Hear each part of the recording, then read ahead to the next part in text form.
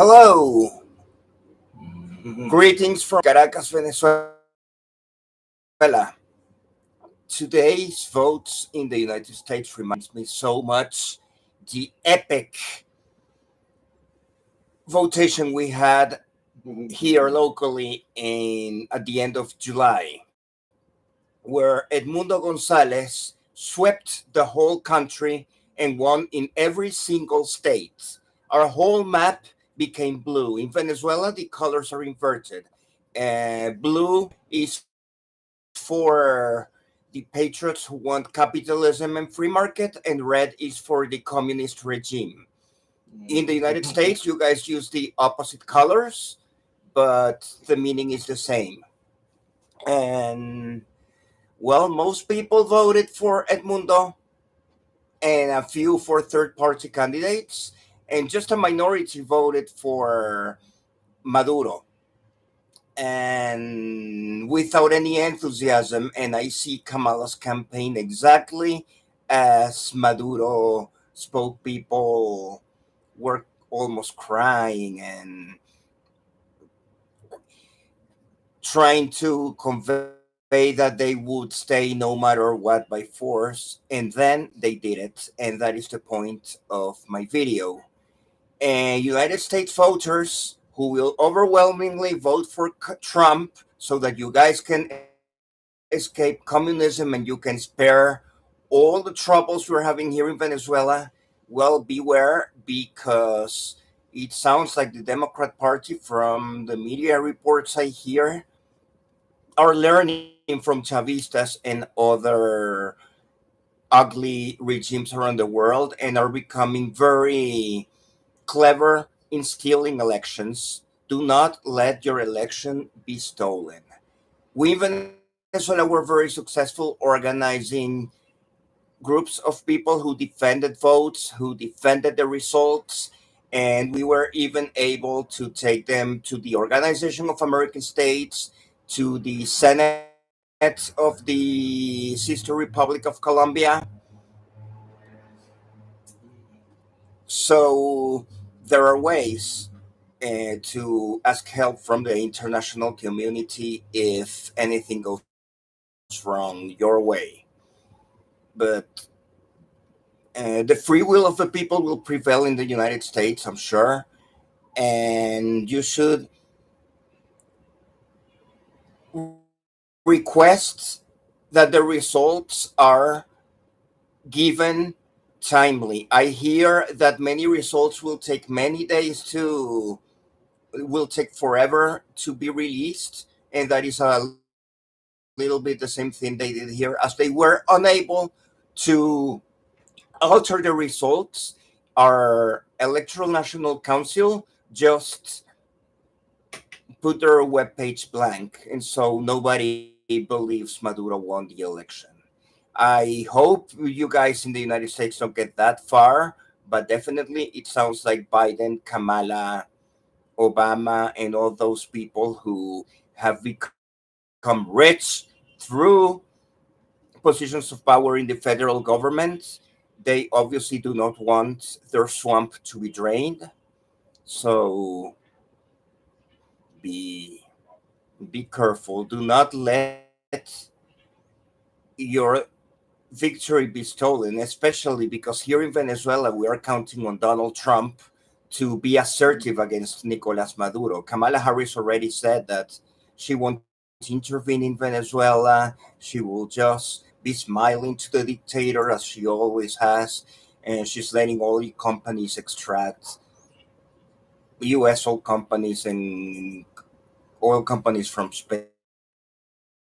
And so Maduro happily receives the money. The people continue suffering inflation and crime and bigger use of drugs and the same problems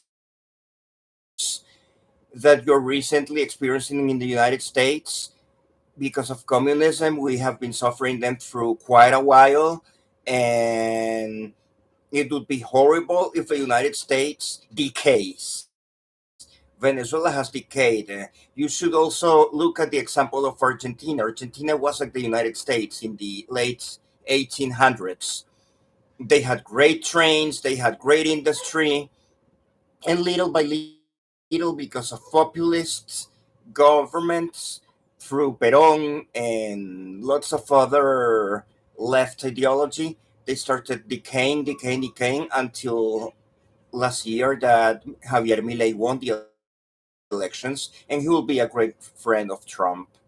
And I'm sure Edmundo Gonzalez, when he gets into office in Venezuela, with United States help, with the help of Elon Musk, with the help of Eric Prince in the Department of Defense, if he gets there, Tulsi Gabbard, who knows how to use a military for the purpose it was created. You guys have a dream team. It will probably be one of the best teams to govern the United States in our lifetimes. I don't know how I was Ronald Reagan's team. I was too little. But it sounds that for more than a generation, Donald Trump's team will be the best. So you should share it with the rest of the Americas. Uh, Especially now that you guys have Mexico trying to fall into communism again. Help Mexico. Nicaragua has another dictator that must be stopped. And in Bolivia, you have Evo Morales fighting against Rene Arce. And in a way, it's good because it's too evil and looking for parcels of change.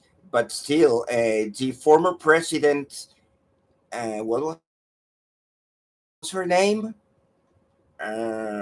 She's a woman. She's in jail now. She should not be in jail, but it seems that the opposition didn't unite. And Colombia, well, you have Gustavo Petro, but nobody is happy with Gustavo Petro right now because he just promised and didn't deliver, which I'm sure would happen the same thing with Kamala. Once, if Kamala gets into power in the United States, she will probably screw it up so quickly that the people who voted for her will just say, "Oh, why didn't I vote for Trump?" But that doesn't seem the case. It seems that Donald Trump will have a landslide.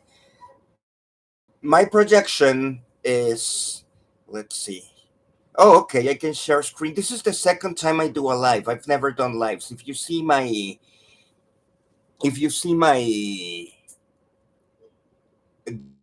the other things I have published, I usually publish one video in Spanish in the morning concerning Venezuelan issues. But since I've been so much into the US elections lately, and I decided that I will try to do a few lives in English. In addition to my regular Spanish speaking programming. I have a map here that I want to share. Please bear with me. No. To share? That's to share in Facebook? No, it's just the people who are here. Oh, share screen. Oh, here it is. Here it is. Hold on. 270 to win. Share. Okay, great. Here it is. Well, you can see this is my projection 345 votes for Donald Trump. I already saw another YouTuber from the United States who also flipped New Hampshire. Uh, but I also think Virginia is a swing state. Looking to reports I have been reading, New Mexico. I mean, it's New Mexico is Hispanic. Hispanics are just too fed up with communism and socialism. And I've heard that Hispanics in the southern border of Texas, they have been leaning right Republican in 2020. So why wouldn't New Mexico flip or lean likely for Donald Trump? I mean, if my New Mexico projection doesn't hold, at least it will be close. Minnesota definitely has to flip this time because in recent elections, I remember seeing Minnesota too close to call until it fell for Democrats, but it was by a few thousand votes. And the momentum Donald Trump has right now is just impressive. And do I have another weird? swing states: New Mexico, Minnesota, New Hampshire, Virginia. No, I think that's it. Well, yes, it should be 345 votes. Well, I've heard people saying flipping New Jersey and Oregon, but I wouldn't go that far, at least not yet. Let's see how the rest of the night goes. I assume that if New Hampshire and North Carolina are called early, no, probably the only one that could be called early will be New Hampshire. But then I see many states in the East Coast being called for Trump, so I don't know how it would differ from nights in other elections. When I remember that they start saying, okay, Kentucky for Trump and Vermont for Biden, or things like that. But then when they get to New Hampshire, will they leave New Hampshire blank forever? I don't know. How do I stop this presentation? Here we go. Well, I also have an Excel sheet, and let me share my Excel sheet also, because it's something that I will be updating. I was producing it yesterday night. Share screen. Here it is.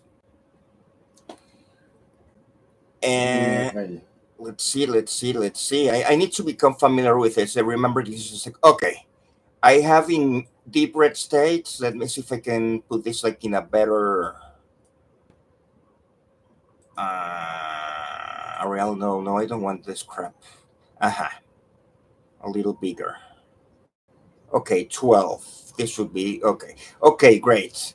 You see, deep red states are 213. I am not considering the second district of Nebraska. I know it would be nice to have it, but I think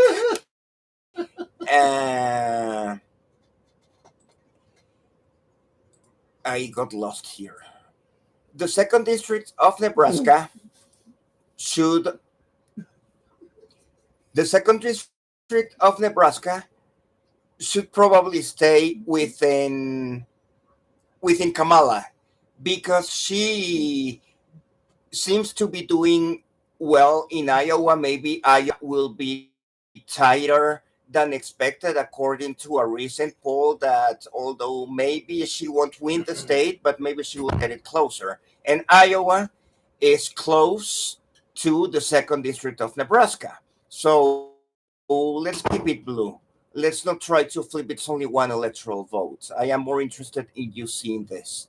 What I have here is that if Trump has 0 votes in all the swing states, I have 12 swing states, which are the regular swing states: Iowa, New Mexico, Minnesota, Virginia, and Pennsylvania. And 213 votes for Trump, and 300 and something that would be a landslide for Kamala. I don't think that's going to happen. That would mean that Kamala would take all the swing states. But I wanted to share with you here is the case of 269. Look at all these possibilities. Like if Trump takes Virginia, Minnesota, Wisconsin, Pennsylvania, New Hampshire, and Kamala takes the rest, it's a tie, 269. Another possibility, uh, let's say Kamala takes Nevada, and Trump takes Arizona, Trump takes New Mexico, Trump takes Georgia, Kamala takes North Carolina, Kamala takes Virginia, Kamala takes Iowa, Trump takes Minnesota, Trump takes Wisconsin, Michigan, Kamala, Pennsylvania, Kamala, New Hampshire, Trump. That would be 269 for each. But look, there are many possibilities, 70 something possibilities of and that's about a 2% probability according to all these scenarios we have. So it might be the case that the House of Representatives would have to take the election. Of course, it's low probability, but it may happen. And here, down here, are the special scenarios. 344. Oh, did I have 345 in my previous map? Maybe it was because I was playing around with the second district of Nebraska. But as I said, uh, I at a later stage decided to let it blue and not to bother with flipping it because it would clutter too much the rest of the projection, which has more full states.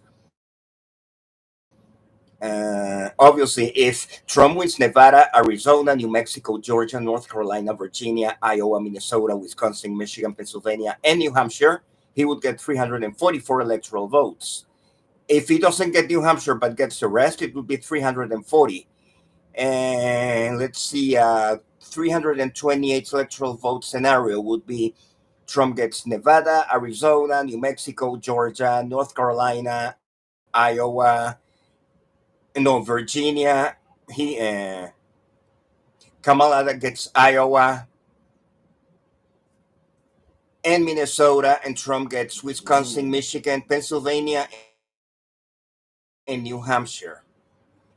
Okay, you can just play around. So what I will do is that I will stop here and continue gathering information, and once states begin being called, how do I get rid of sharing? Oh, okay, dejar de compartir. Here, okay, and here I am transmitting.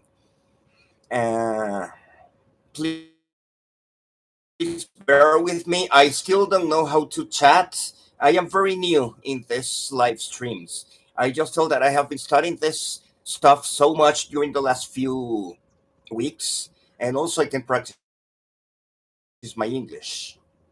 And also, let's see if this live podcast in English from Venezuela is successful, and maybe I can let you know about Venezuelan issues right from the country, because probably you only get translations or the media political parties' points of view, and here would be my point of view. And let me talk a little bit about myself. I did live in the United States. I lived in Las Vegas, New Mexico during 2 years. And then I lived in Clinton, upstate New York during 4 years. I was studying at both places. And then I came home. Oh, I lived in Fort Lauderdale, Florida for a few months in 2002. And that's it. And I have been back to Venezuela ever since. And I believe I should stay because there are so many Venezuelans cluttering other countries that some of us must stay in here. And also, we're waiting for Eric Prince, and we're waiting for Elon Musk with his technology to come invest into the country. We're waiting for Donald Trump to make America first. I hope he reminds that make the Americas first. Donald Trump has always had a good connection with Venezuela because he was the president of Miss Universe. And as you know, our women are the most beautiful in the world forever, just like Argentinian soccer. And so Donald Trump has been familiar with this country forever. So I'm sure he will do something for us. And there is also the rest of Latin America.